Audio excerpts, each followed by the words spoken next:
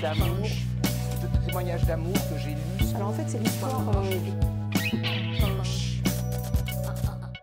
Bonjour, Grégoire Tonnat, je suis ici pour vous présenter deux de mes livres, Le petit quiz de la Grande Guerre aux éditions Pierre de Taillac et Petite histoire du ticket de métro aux éditions Télémac. Voilà, alors première chose, je voulais quand même souhaiter un bon anniversaire au déblogueur.tv.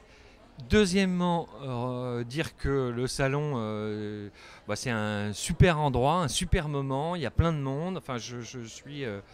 vraiment ébahi par ce niveau-là et toute cette dynamique en fait qu'on trouve sur le salon. Ça fait plaisir à voir des gens qui sont passionnés de livres, voilà. Alors pour parler de mon premier livre, en fait, le petit quiz de la Grande Guerre, aux éditions Pierre de Taillac. Ça, c'est un livre en fait qui, en 100 questions-réponses, donne ou redonne des repères clés sur ce qu'a été en fait l'histoire de la Grande Guerre, qui est juste un élément majeur de la première partie du XXe siècle et qui est la matrice en fait du XXe siècle.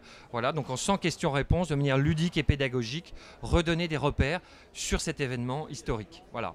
Le deuxième livre en fait, c'est Petite histoire du ticket de métro parisien aux éditions Télémac.